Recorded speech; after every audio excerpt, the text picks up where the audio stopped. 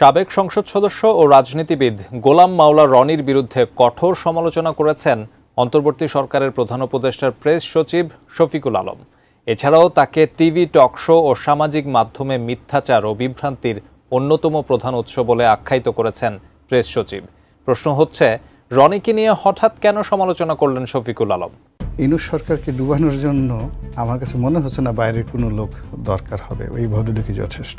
তার যে বক্তব্য, এই বক্তব্য নিয়ে আলোচনা করার কোনো রুচি আমার নেই।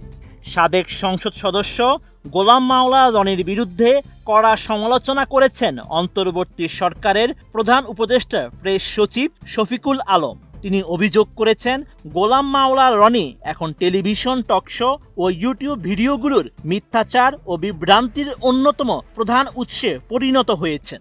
আমি 1000 বছরের মধ্যে আমি দেখিনি যে 10টি মাস ধরে এ জাতি একটা সন্ত্রাসের দ্বারা ইউনিফাইডলি এত ব্যাপকভাবে ভীত সন্ত্রস্ত ছিল, সেম ওয়েতে এবং সেম ল্যাঙ্গুয়েজে।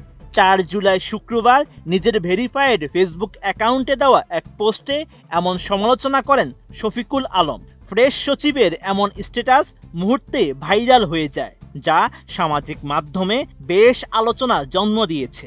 অনেকেই তার বক্তব্যকে স্বাগত জানিয়েছেন, কেউ কেউ আবার মতবিরোধও প্রকাশ করেছেন।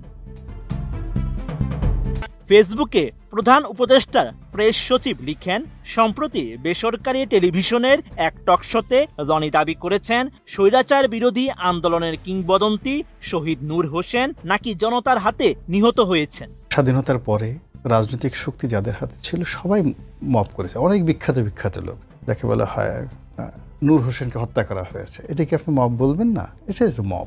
জুলাই আন্দোলন কেন অনিবার্য ছিল? চতুর্থ পোস্টার প্রকাশ করল প্রধান উপদেষ্টার কার্যালয়। চূড়ান্ত হয়নি যুক্তরাষ্ট্রের সঙ্গে শুল্ক চুক্তির খসড়া, চলবে আরও দর কষাকষি। এসব মন্তব্যের তীব্র প্রতিবাদ জানিয়ে প্রেস সচিব লিখেন, আমরা সবাই জানি 1987 সালের 10 নভেম্বর জেনারেল এরশাদের নিরাপত্তা বাহিনী গুলি করে হত্যা করেছিল নূর হোসেনকে। প্রশ্ন হচ্ছে, রনি কি এখন ইতিহাস থেকে এরশাদের অপরাধ মুছে ফেলার দায়িত্ব নিয়েছেন? ফেসবুকে শফিকুল আলম আরও লিখেন, ওই টকশোতে উপস্থাপক রনির এই বক্তব্যের কোনো প্রতিবাদ করেননি। দুঃখজনক বিষয় হলো, সেই অনুষ্ঠানে উপস্থাপক এই নির্লজ্জ মিথ্যাচারের প্রতিবাদও জানাননি। যখন আপনি মিথ্যাবাদী ও বিভ্রান্তিকর বক্তব্যের জন্য প্ল্যাটফর্ম তৈরি করে দেন, তখন আপনি নিজেও সেই অপরাধের অংশীদার হয়ে ওঠেন।